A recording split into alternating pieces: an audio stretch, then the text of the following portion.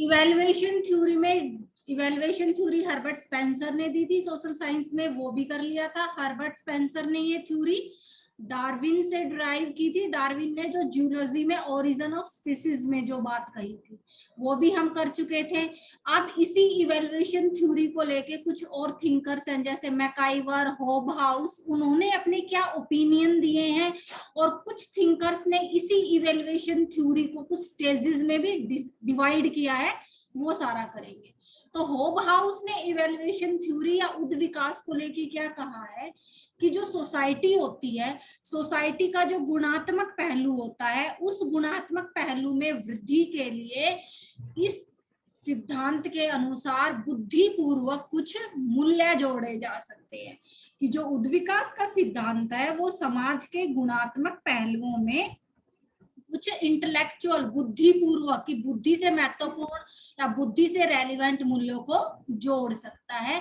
और इसीलिए कुछ समाजशास्त्री, सोशल साइंटिस्ट या सोशल थिंकर्स जो हुए हैं, उन्होंने इवैल्यूएशन थ्योरी को समरेखीय विकास या चक्रीय विकास का भी नाम दिया है कि ये यूनिलाइंड या फिर साइक्लिक थ्योरी भी है या साइक्लिक डेवलपमेंट भी है।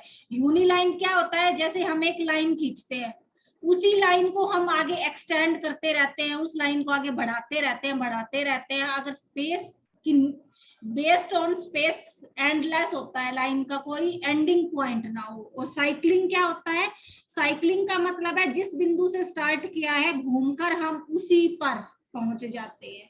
कि ऐसी चीज की जैसे कि मनुष्य का जीवन होता है, जीवन का विकास हो चाहे समाज का विकास हो, दोनों को हम एक रेखा के रूप में भी निरूपित कर सकते हैं और एक चक्कर के रूप में भी, एक साइकिल के रूप में भी निरूपित कर सकते हैं।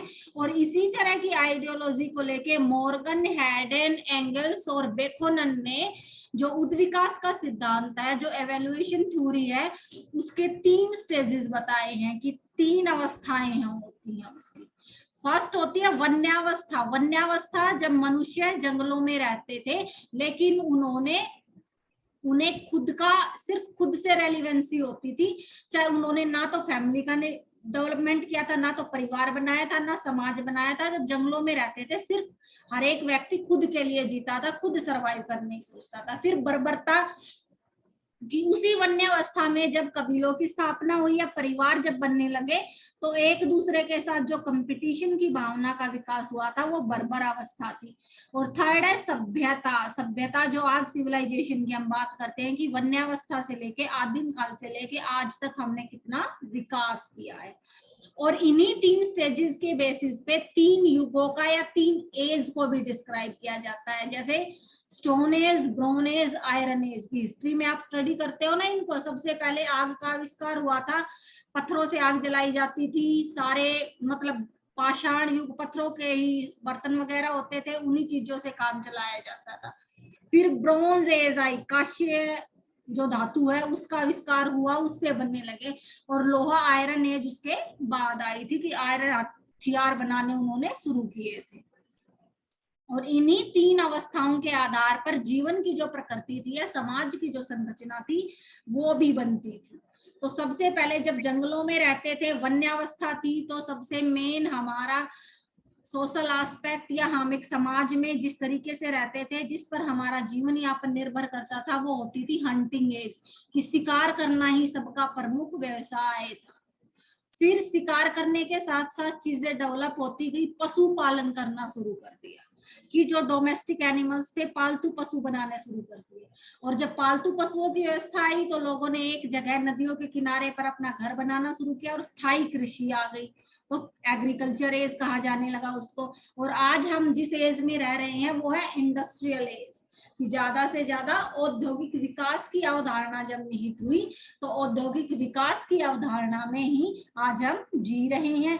और इसी के अंतर्गत हम सामाजिक विकास की थ्योरी को स्टडी करते हैं कि जो औद्योगिक विकास की अवधारणा है, उसी औद्योगिक विकास का हमारे परिवार पर, विवाह, कानून, संपत्ति, धर्म, राज्य पर या मनुष्य के जीवन के सभी पहलुओं पर क्या प्रभाव पड़ता है, उन्हीं विकास की अवस्थाओं का अध्ययन किया जाता है।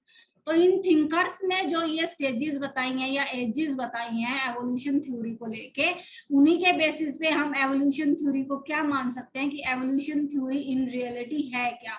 तो एवोल्यूशन थ्योरी को मैकाइवर और पेज ने क्या कहा है कि जैसे डार्विन ने जूलॉजी में एनिमल लिविंग थिंग्स पे एक्सपेरिमेंट करके जो एवोल्यूशन की विकास की अवधारणाओं का वर्णन किया है, वो सारी की सारी विकास की अवधारणाएं मानव समाज में भी लागू होती हैं। कि जैसे पशुओं के विकास की अवधारणाएं हैं, उसी तरह से मानव के भी विकास की अवधारणाएं हैं। इसलिए यह उद्विकास का सिद्धांत बिल्कुल ठीक है। फिर मैकाइवर और पेज एक दूसरी डेफिनेशन क्या कहते हैं कि उद्विकास का सिद्धांत बिल्कुल ठीक है, पशु और मानव जीवन की अवधारणाएं और विकास का वर्णन करता है, लेकिन उस विकास के वर्णन में एक विभेदीकरण की प्रक्रिया होती है। विभेदीकरण की प्रक्रिया का क्या मतलब है, अलग अलग समाज का अगर गुणात्मक एस्पेक्ट अलग अलग है तो उस समाज में रहने वाले व्यक्तियों की विकास की अवधारणा भी अलग होगी। जैसे कि हम माने विकास की अवधारणा, हिंदू और मुस्लिम कि हम एक अलग धर्म का अनुसरण करते हैं, मुस्लिम अलग धर्म का अनुसरण करते हैं, तो धर्म का भी हमारे समाज पर बहुत ज्यादा प्रभाव होता है। तो उस प्रभाव की वजह से हमारा जैसे विकास होता है और मुस्लिम्स का जैसे विकास होता है, स्टेजेस वही है, शारीरिक विकास की स्टेजेस वही होती हैं, लेकिन उन शारीरिक विकास की स्टेजेस में एजुकेशन का प्रोसेस भी दूसरा होता है। उनको मदरसों में पढ़ाया जाता है प्राइमरी लेवल पे, हमारे यहाँ तो मंदिर में नहीं पढ़ाया जाता है। तो वही आइडियोलॉजी, उनके पहनावे में भी फर्क होता है, हमारे में भी फर्क होता है। तो वो समाज की अवधारणाएं विभेदीकरण को दर्शाती हैं कि समाज के इस उद्विकास में विभेदीकरण भी देखने को मिलता है, और वो विभेदीकरण होता है सभ्यता संस्कृति के अलग अलग पहलुओं की वजह से। और सभ्यता संस्कृति किसी भी समाज की डिपेंड करती है, वहां की राजनीति पर भी निर्भर करती है कि वहां निरंकुश शासन है या लोकतंत्र है, वहां की अर्थव्यवस्था पे भी निर्भर करती है, क्योंकि जो आर्थिक रूप से समृद्ध देश है वहां के समाज का एक अलग ही स्वरूप होता है। वहां का हम कहते हैं ना कि ओपन माइंडेड सोसाइटी जिसको बोलते हैं। संस्कृति का भी प्रभाव पड़ता है, क्योंकि संस्कृति के अनुसार हमारे परिवार होते हैं, विवाह प्रथाएं होती है, हमारा पहनावा होता है, खाना पीना होता है, धर्म का, सामाजिक संस्थाओं का, ये सारी की सारी चीजें विभेदीकरण के पहलू हैं। जो कि विकास की प्रक्रिया एक जैसी है कि सबका विकास एक तरीके से होता है, लेकिन उस विकास में भी एक विभेदीकरण या अंतर निहित होता है। और थर्ड चीज कही गई है कि आदिम समाज से लेके आधुनिक समाज तक जो उद्विकास का सिद्धांत है वो वास्तविकता प्रकट करता है। वास्तविकता कैसे, जैसे कि ये तीनों युग दूसरे थिंकर्स ने बताए थे, पाषाण युग, ब्रॉन्ज युग या आयरन युग, या चारों अवस्थाएं कि आदिम अवस्था थी, उसके बाद आदिम अवस्था आती है, आदिम अवस्था के बाद क्या थी कि आदिम अवस्था है, फिर बर्बरता का युग था, सभ्यता है, इसी तरह से आखेट युग, पशुपालन, कृषि युग या औद्योगिक युग।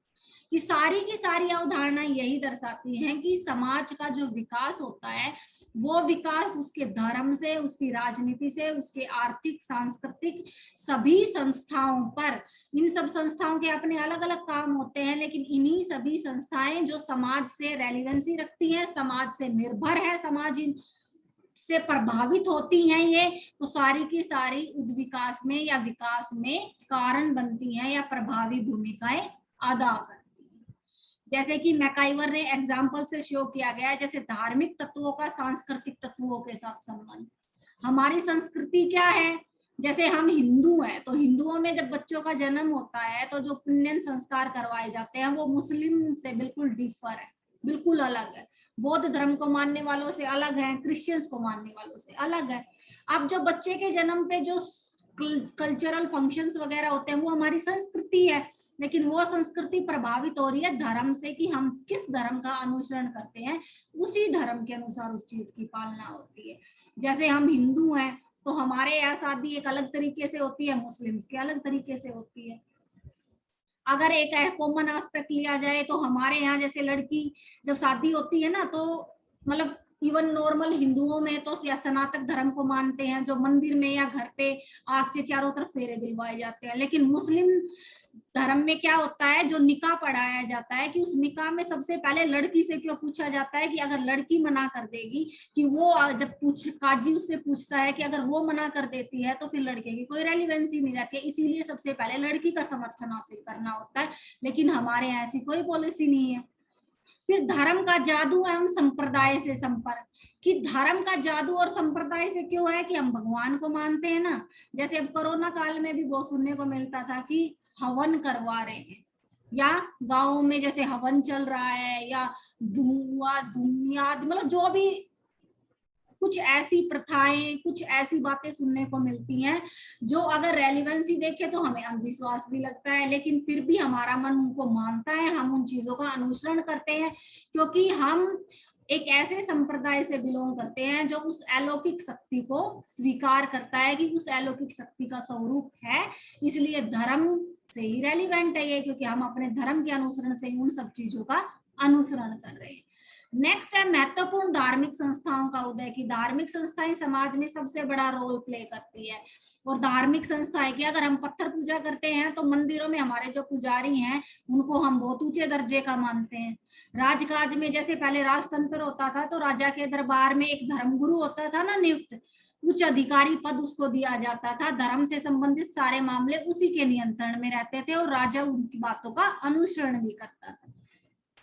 फिर इसमें आया हुआ है जैसे एक देववाद की ईश्वर एक है की अवधारणा को जो फॉलो करते हैं, और बहुदेववाद की प्रथा हिंदुओं में मिलती है कि हमने डे के हिसाब से भी अपने वर्शिप्स गॉड को डिसाइड कर रखा है, जैसे सोमवार को भगवान शिव जी का होता है, मंगलवार को हनुमान जी का होता है, इस तरह से। फिर जाति और सामूहिक देवताओं के साथ साथ धर्म रूपी एक संस्था ही हमने बना दी है। जैसे धार्मिक संस्थाएं हैं, जैसे शिवसेना जो है, शिवसेना की जो है वो मराठाओं में या फिर उनके धर्म के अकॉर्डिंग, या हिंदू महासभा है वो हिंदुओं की समर्थक ज्यादा है, मुस्लिम लीग जो थी वो मुस्लिम धर्म या सभ्यता की समर्थक थी, कट्टर।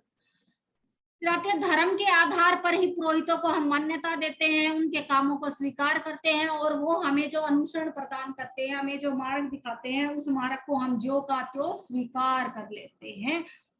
और इन्हीं धर्मों के अनुसरण से या धार्मिक संस्थाओं के उदय से ही धार्मिक समितियों का भी निर्माण होता है। धार्मिक समितियां शिक्षा में भी योगदान देती हैं, जैसे संस्थाओं के स्कूल और कॉलेजेस होते हैं ना, वो धार्मिक संस्थाएं ही हैं जिन्होंने समाज में योगदान देने के लिए अपनी शिक्षण संस्थाएं स्थापित कर ली है।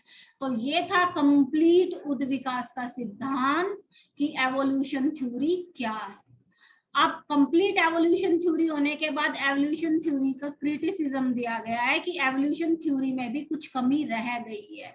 तो वो कमियां क्या हैं, कि एवोल्यूशन थ्योरी ने सबसे पहले ये माना है कि मनुष्य के जो विकास की अवस्थाएं है ना वो एक सीक्वेंस में होते हैं, लेकिन हर किसी की एक ही प्रॉपर सीक्वेंस की, जो सीक्वेंस उन्होंने निर्धारित कर दी वही प्रॉपर सीक्वेंस हम फिजिकल डेवलपमेंट शारीरिक विकास को लेके तो कह सकते हैं, लेकिन मानसिक विकास में सभी का उस श्रृंखला के हिसाब से विकास नहीं हो सकता।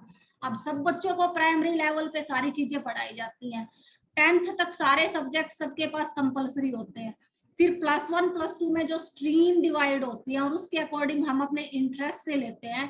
तो अगर मानसिक विकास भी सबका उसी एक सीक्वेंस के हिसाब से हो, तो कुछ बच्चे आर्ट्स, कुछ साइंस में इंटेलिजेंट, पढ़ाया तो सबको इक्विवेलेंट गया है 10th लेवल तक, वो कभी भी नहीं हो।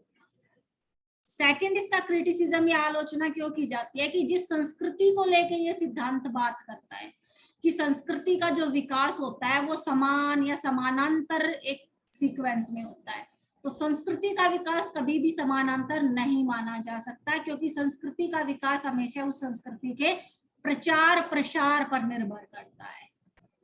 कि अब हम अगर वेस्टर्न संस्कृति को अपना ले, अपने 30 त्योहारों को इतना महत्व ना देके हम क्रिसमस या दूसरे फेस्टिवल्स को ज्यादा हम चेंज कर दे, हम अपने परिवार में ये आइडियोलॉजी अपना ले कि हमने धर्म परिवर्तन नहीं किया लेकिन हमने सांस्कृतिक परिवर्तन कर दिया गया है, तो हम उसी धर्म का अनुसरण कर रहे हैं, उसी सभ्यता का अनुसरण कर रहे हैं, लेकिन संस्कृति का तो वो सेम पैटर्न तो नहीं है जो दूसरे घरों में दिखाई देता है। फिर आता है कि उद्विकास की जो थ्योरी, जो डार्विन के ओरिजिन ऑफ स्पीसीज पे डिपेंड है। तो ओरिजिन ऑफ स्पीसीज में जो लिविंग ऑर्गेनिजम्स डार्विन ने लिए थे वो या तो जीव जंतु लिए थे या पेड़ पौधे लिए थे, और मनुष्यों का जीवन उन जीव जंतुओं और पेड़ पौधों से बहुत डिफर है, क्योंकि उनमें इतने डिफरेंसेस या इतना विकास डेवलपमेंट देखने को नहीं मिलता है। लेकिन हमने बहुत ज्यादा जनजातीय विकास किया है कि आदिम काल में हम कैसे रहते थे और अब कैसे रहते हैं, बिल्कुल टोटली डिफरेंट। फिर आता है कि विकासवादी जो विचार की अवधारणा है वो इस सिद्धांत में त्रुटिपूर्ण लगती है, क्योंकि विकास समाज की उन प्रथाओं या परंपराओं में भी होना अनिवार्य है जिन प्रथाओं और परंपराओं को धर्म का नाम देके समाज ने स्थायी कर दिया है। फिर आता है कि यह जो विकास की प्रक्रिया या गति होती है उसका प्रयास भी भ्रांति मूलक है। भ्रांति मूलक क्या है? समाज में जब कोई भी चेंजेस आता है, सोशल चेंज जब कोई भी आता है, तो सोसाइटी के या समाज के अगर ऐसे पहलू से संबंधित आता है जो उस समाज के निर्माण का आधारभूत तत्व है, तो उस आधारभूत तत्व में परिवर्तन या विकास अगर होता भी है तो किसी को समझ नहीं आता है या वो विकास कभी दिखाई ही नहीं देता। और नेक्स्ट बात कही गई है इसकी आलोचना को लेके कि मानव समाज और संस्कृति में जो परिवर्तन होते हैं उन परिवर्तनों को नियंत्रित किया जा सकता है, लेकिन जो शास्त्रीय जगत के अवधारणा से अगर हम इस पहलू को देखें, शास्त्रीय जगत जो हमारे धर्म पूजा पाठ को मानता है, उस अवधारणा से अगर हम इस चीज का अनुसरण करें तो इन परिवर्तन को नियंत्रित नहीं किया जा सकता है या इन परिवर्तन को प्रत्यक्ष रूप से देखा नहीं जा सकता है। तो ये थी उद्विकास के सिद्धांत की या एवोल्यूशन थ्योरी की क्रिटिसिज्म, आलोचना। तो उद्विकास का सिद्धांत इन ब्रीफ क्या कहता है कि जैसे विज्ञान जगत कहता है ना कि डार्विन ने कहा है जैसे जूलॉजी में सारे के सारे जीव जंतुओं या पेड़ पौधों का विकास जिस तरीके से होता है, समाज का विकास भी उसी तरीके से होता है और समाज में परिवर्तन भी उसी तरीके से दिखाई देते हैं। और इन परिवर्तन या इस विकास को समाज के बहुत से पहलू प्रभावित करते हैं, जिसमें उसके सांस्कृतिक पहलू सबसे बड़ा योगदान अदा करते हैं। सांस्कृतिक पहलुओं में धर्म की अवधारणा सबसे बड़ा योगदान अदा करती है। और इस उद्विकास की धारणा को इसी तरीके से स्पेंसर ने ये माना है कि विकास की अवधारणा सामाजिक परिवर्तन की सबसे बड़ी अवधारणा है, कि एवोल्यूशन इसके विकास को ही प्रदर्शित करती है, उसकी बुराइयों को सीमित रखते हुए। तो ये थी एवोल्यूशन थ्योरी, इसको बेटा बहुत अच्छे से रीड करना। अब नेक्स्ट थ्योरी पे हम आते हैं, उसके बाद नेक्स्ट थोड़ी डिस्कस करके फिर मैं आपकी क्वेरीज लेती हूँ। साइक्लिकल थ्योरी की चक्रीय सिद्धांत। चक्रीय सिद्धांत दिया था दो फेमस थिंकर्स ने, तीन ने दिया था, लेकिन जो तीसरा थिंकर है उसने इसका नाम चक्रीय से सांस्कृतिक में परिवर्तित कर दिया था। लेकिन चक्रीय सिद्धांत की अवधारणा हम मानते हैं स्प्रेंगल ने और पैरेटो ने दी थी। चक्रीय सिद्धांत क्या है? जैसे एक साइकिल का चक्कर है ना, एक पूरा राउंड सर्कल है, हमें उस राउंड को कंप्लीट करने के लिए जहां से वो ड्रॉ करना स्टार्ट किया है वहीं उसका एंडिंग पॉइंट आएगा, तभी वो कंप्लीट हो। तो चक्रीय सिद्धांत यही कहता है कि मनुष्य के जीवन का चक्कर जहां से शुरू होता है समाप्त भी वहीं जाके होता है। और इसी तरह से समाज का चक्कर जो होता है, समाज का आरंभ जहां से हुआ था या उसकी अर्थव्यवस्था जहां से शुरू हुई थी या उसकी सामाजिक व्यवस्था या उसकी राजनीतिक व्यवस्था या उसमें परिवर्तन भी अगर देखने को मिलते हैं, तो जहां से वो स्टार्ट हुआ था वहीं पे वो जाके खत्म होता है। और इस चक्रीय सिद्धांत में उसके राजनीतिक, आर्थिक, आध्यात्मिक सारे पहलू निहित होते हैं। इसीलिए चक्रीय सिद्धांत को लाइफ साइकिल भी हम कह सकते हैं कि मनुष्य जन्म से स्टार्टिंग होती है और लास्ट में डेथ पे जाकर खत्म होता है, कि उसका दोबारा से कहीं जन्म होता है। तो सबसे पहले हम करेंगे स्पेंगल का चक्रीय सिद्धांत कि स्पेंगलर ने क्या कहा है चक्रीय सिद्धांत को लेके, कि सामाजिक परिवर्तन का जो डेवलपमेंट का सिद्धांत है ना, उसकी स्पेंगलर ने आलोचना की है कि विकास का जो एवोल्यूशनरी थ्योरी जो थी, जो स्पेंसर ने दी थी, ऐसी एवोल्यूशनरी थ्योरी कोई नहीं है सिर्फ मनुष्य एक साइकिल या एक चक्कर में ही घूमता है अपनी प्रत्येक अवस्था के विकास के लिए, चाहे वो उसका सांस्कृतिक विकास है, चाहे आर्थिक है, चाहे उसका राजनीतिक विकास है, एक चक्कर में ही घूमता है। या फिर उसका जीवन चक्कर हम अगर वर्णित करें तो जीवन चक्कर भी उसी एक साइकिल के अंतर्गत नहीं। और इसीलिए स्पेंगर ने 8 सभ्यताओं का अनुसरण किया था। 8 सभ्यताएं, जैसे अरबी, हिंदू, मुस्लिम, फारसी, बौद्ध, इस तरह से 8 सभ्यताओं का अनुसरण करके या 8 सभ्यताओं का ऐतिहासिक अध्ययन करने के बाद स्पेंगलर ने इस सिद्धांत को दिया था। और इस सिद्धांत में उन्होंने क्या वर्णित किया था कि जो पश्चिमी देश है, वेस्टर्न जो कंट्रीज है, वहां का जो औद्योगिक विकास या औद्योगिक व्यवस्था जो है वो उच्च सत्र पर है, और उस उच्च सत्र पर पहुंचने के उपरांत वो दोबारा से क्षीर्ण हो जाएगी, कि सर्वोच्च शिखर पर जो चीज होगी फिर वो ढलान होगा उसका। कि चाहे किसी माउंटेन्स को हम ले, पीक जो होता है, माउंटेन का पीक जो होता है, एक तरफ से तो उसकी 2 साइड्स होती है। एक साइड जहां से हम चढ़ाई करते हैं कि क्लाइंबिंग पोर्शन जो होता है, और दूसरी साइड उसका स्लाइडिंग पोर्शन होता है। पीक पे भी वो फिर ढलान की तरफ ही जाता है। तो जो वेस्टर्न देशों में है, औद्योगिक विकास की उच्चतम अवस्था के बाद वो शक्ति क्षीण हो जाएगी या उसका भी पतन हो जाएगा। इसी तरह से जो एशियन कंट्रीज का उसने सर्वे करके कहा है कि एशियाई समाजों में जो अब हम देखते हैं कि नहीं, इनकी अर्थव्यवस्था भी, राजनीतिक स्वरूप भी, औद्योगिकरण भी सुस्त है, तो ये भी एक दिन अपनी शक्ति को प्राप्त करके पश्चिमी समाजों को चुनौती दे सकेंगे। कि ये भी हर पहलू पर एक वो आएगा, वो टाइम जब ये अपने आप को विकसित कर लेंगे और उनको पश्चिमी समाज के बराबर दर्जा प्राप्त होगा। और इसी अवधारणा के लिए स्प्रेंगल ने कहा था कि जर्मनी सभ्यता जो थी, कि जर्मन सभ्यता के पतन का कारण उसका चरमोत्कर्ष था। कि जो बिल्कुल हाई लेवल पे जो जर्मन सभ्यता पहुंच गई थी, तो जो सुपीरियरिटी या पीक पे पहुंचने के बाद उसका पतन निश्चय ही होता है। कि जब चक्कर, मानव जीवन का अगर हम चक्कर ले, बच्चे का जन्म होता है और लास्ट में वो उसी एंडिंग पॉइंट पे जाता है, तो उसकी डेथ पॉइंट होता है। तो इसीलिए, और इस सिद्धांत की, स्प्रेंगलर के इस सिद्धांत की आलोचना भी इसी कारण से की जाती है कि उसने इस सिद्धांत में समाज के सिर्फ एक जीवन चक्कर या समाज के पतन की अवधारणा को भी एक तरीके से इनडायरेक्टली ज्यादा डिफाइन किया है। और वो पतन की अवधारणा ज्यादा डिफाइन कैसे की है, उसने कहा है ना, पीक पे पहुंचने के बाद पतन की अवधारणा होगी। तो क्या समाज का विकास भी इस चीज को दर्शाता है कि समाज, और ये बात किस चीज से दर्शाई जाएगी कि समाज अपना सर्वोच्च विकास कर चुका है, अब समाज का पतन हो जाएगा। लेकिन अगर समाज का पतन ही हो गया तो वो विकास की अवधारणा ही किस काम की है। और इसी ओपिनियन को लेकर स्प्रेंगलर की सबसे ज्यादा आलोचना की जाती है। अब हम सोरोकिन को करने से पहले करेंगे पैरेटो का चक्रीय सिद्धांत। कि दूसरा चक्रीय सिद्धांत दिया था पैरेटो ने, और पैरेटो के इस चक्रीय सिद्धांत को शेर और लोमड़ी के सिद्धांत के नाम से भी जाना जाता है, या फिर सर्कुलेशन थ्योरी के सिद्धांत के नाम से भी, एलिट्स थ्योरी या सर्कुलेशन ऑफ एलिट्स थ्योरी के नाम से भी जाना जाता है। कि अभिजात वर्ग का चक्रीय सिद्धांत। कि पैरेटो ने क्या कहा था कि जो समाज है, समाज में 2 वर्ग होते हैं, 2 एलिट में 2 वर्ग होते हैं, एक उच्च वर्ग, एक निचला वर्ग।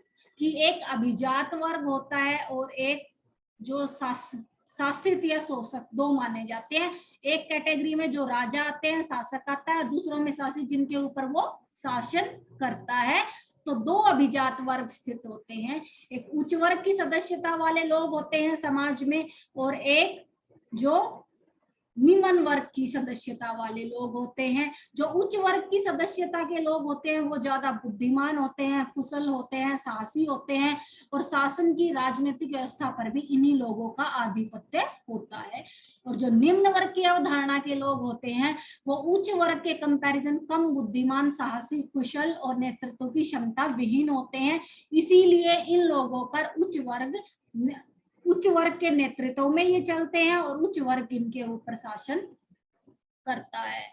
जिस तरह से शेर और लोमड़ी का संबंध होता है ना, लोमड़ी, इसीलिए इस सिद्धांत को शेर और लोमड़ी के सिद्धांत से भी कंपेयर किया जाता है कि लोमड़ी हमेशा शेर के छोड़े हुए मांस पर डिपेंड रहती है और वो शेर की चापलूसी करती रहती है। और इसीलिए इस सिद्धांत को सर्कुलेशन का नाम क्यों दिया है अब, कि ये जो उच्च और निम्न वर्ग, दो वर्ग बताए हैं, दो अभिजात वर्ग जो प्लेटो ने बताए हैं, ये बदलते भी रहते हैं। कि जो निम्न वर्ग जो है, जब वो अपने सर्वोत्तम या सर्वोच्च विकास की अवधारणा को प्राप्त कर लेता है तो वो उच्च वर्ग बन जाता है, और उच्च वर्ग जब अपने पतन की अवधारणा को प्राप्त कर लेता है तो वो निम्न वर्ग में आ जाता है।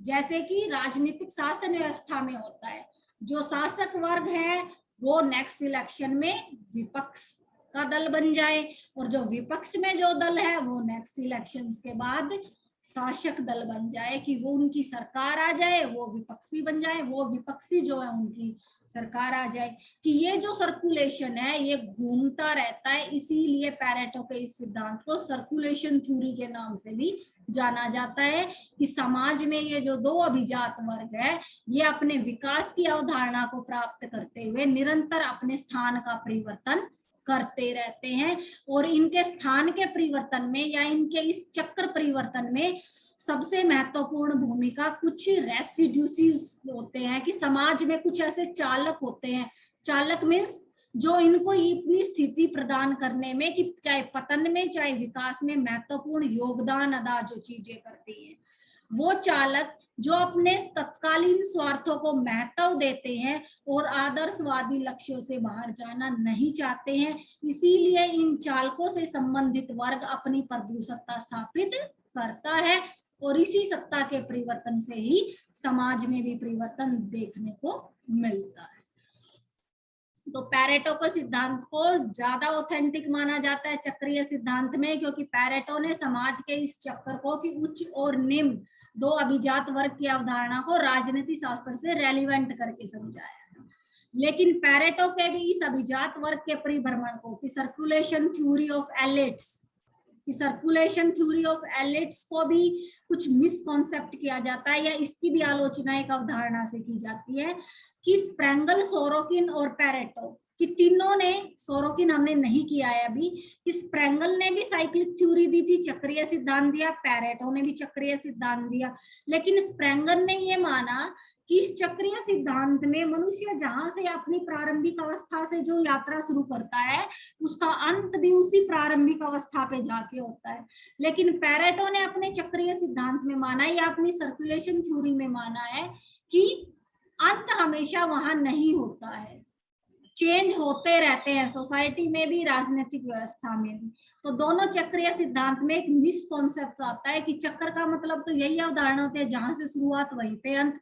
लेकिन पैरेटो ने उस चक्कर में सर्कुलेशन को इंक्लूड किया है, और उस सर्कुलेशन में उसने समाज के दो वर्गों का वर्णन किया है।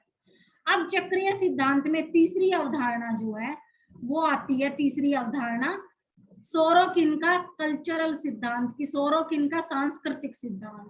और सोरोकिन का ये जो सांस्कृतिक सिद्धांत है ये चक्रीय सिद्धांत ही है, लेकिन इसको सोरोकिन ने चक्रीय सिद्धांत का नाम ना देके सांस्कृतिक सिद्धांत का नाम दिया है।